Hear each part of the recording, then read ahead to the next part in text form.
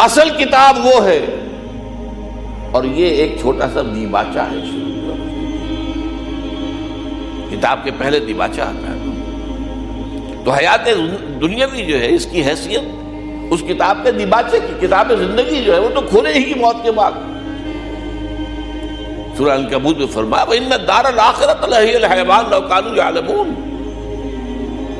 حقیقت میں تو آخرت کا گھر ہے، اصل گھر، وہ اصل زندگی ہے۔ اللہم لا عیش الا عیش الآخرہ، یہ جہاد میں قتال کے وقت صحابہ کرام اللہم لا عیش الا عیش الآخرہ، اے اللہ آخرت کی زندگی کے سوا کوئی زندگی نہیں، یہ کوئی زندگی نہیں ہے ہماری۔ آدمی بلبلا ہے پانی کا، کوئی زندگی نہیں ہے۔ ایک لمحے کا تو آپ کو یقین نہیں ہے کہ آپ زندہ رہیں گے۔ ہاں بھلائے رکھیں اپنی موت کو، دوسری بات ہے، کیا پتا مسجد سے نکلیں اور راستے ہی میں کہیں آپ کا ایکسیڈنٹ ہو، کیا پتا۔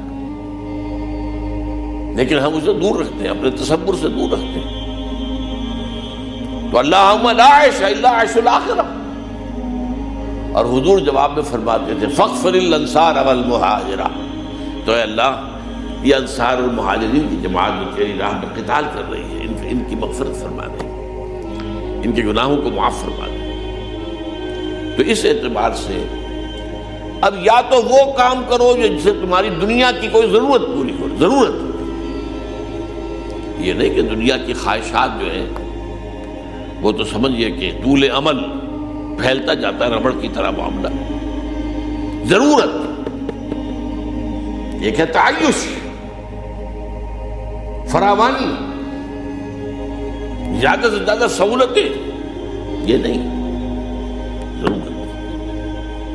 یا تو دنیا کی کوئی ضرورت پوری ہو، اور یا آخرت کے اندر انسان کو اس کا اجر و ثواب مل سکے۔ اس دو کے علاوہ کسی تیسرے کام کے لیے یہ زندگی کا کوئی لمحہ ضائع کرنا، یہ ایمان اور اسلام کے منافی ہے۔ اس کا مطلب ہے آپ کو آخرت پر یقین نہیں۔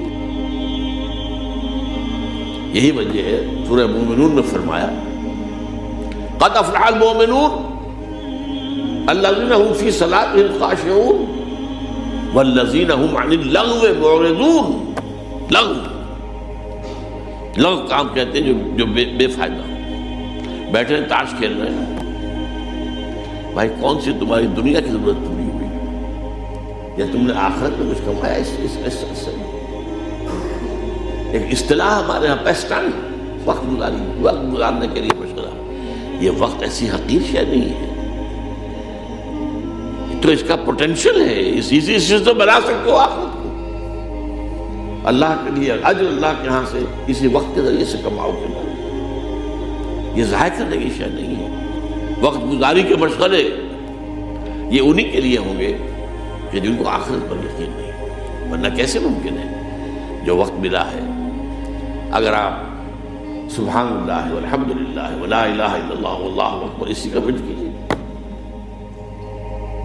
ہر کلمہ جو ہے وہ جنت میں ایک پودا بن جائے گا آپ کے لیے، وہاں جا کر آپ باغ کاٹیں گے، وہ جو بھی باغ ہوگا وہ آپ کے پاس ہوگا۔ وقت ضائع کیوں کر رہے ہیں؟ یا دنیا کی کوئی ضرورت پوری ہو رہی ہے، ٹھیک ہے، آپ کو معاش کے لیے کام کرنا ہے، اپنے لیے اپنے بال بچوں کے لیے روزی کمانی ہے، ٹھیک ہے، یا تو اس میں لگے، اور یا پھر آخرت کے کمانے کے لیے لگے۔ تیسرا کام نہ، والذین هم عن اللغو معرضون، اور آپ کے علم میں ہوگا بہت سے حضرات کے کہ سورہ مومنون کی جو ابتدائی 11 آیات ہیں اسی کے ہم معنی اور بہت مشابہ سورہ معارج کی آیات ہیں، وہاں اس کی بجائے والذین هم عن اللغو معرضون کی بجائے فرمایا ہے والذین یصدقون بیوم الدین، وہ لوگ جو آخرت اور قیامت کے دن اور جزا و سزا کے حساب کے دن کو مانتے ہیں، اس پر یقین رکھتے ہیں۔ یعنی اگر جزا و سزا کے قانون پر ایمان ہے، یوم الدین جزا و سزا کے دن پر یقین ہے، تو پھر کیسے ممکن ہے آپ کسی لغو کام کے درس مقصد کریں؟ بلکہ سورہ فرقان میں فرمایا گیا وعباد الرحمن الذین یمشون فی الارض ہونا واذا خاطبهم الجاہلون قالوا سلاما. اور اسی میں آتا ہے کہ وہ لغو میں اذا مروا باللغو مروا کراما،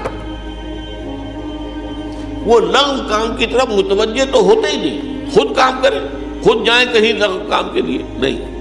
اگر کہیں گزر ہو جائے اتفاق سے، آپ جا رہے تھے، جانا ہے کہیں سڑک پر جا رہے ہیں تو آپ نے دیکھا ڈگڈگی بجی ہے، لوگ جمع ہو رہے ہیں، کوئی کھیل تماشا ہوگا، کوئی مداری ہوگا، کوئی کرتب دکھائے گا، کوئی دھوکے دے گا، کوئی ہنسائے گا، کوئی یہ کرے گا، کوئی پیسے آپ سے رہے گا. اب آپ اس میں متوجہ ہو جائیں، اس کا مطلب ہے آپ نے وقت کی قدر و قیمت کو نہیں سمجھا. وَإِذَا مَرُّوا بِاللَّغْوِ، یعنی ایک تو ہے بالارادہ کسی لغو کی طرف جانا نہیں، اگر اتفاقاً گزر ہو جائے لغو کے پاس سے مروا کراما، وہ وہاں سے باعزت گزر جاتے، اس میں متوجہ نہیں ہوتے، اپنے وقت کا کوئی حصہ بھی، کوئی منٹ بھی ضائع کرنے کو تیار نہیں ہوتے.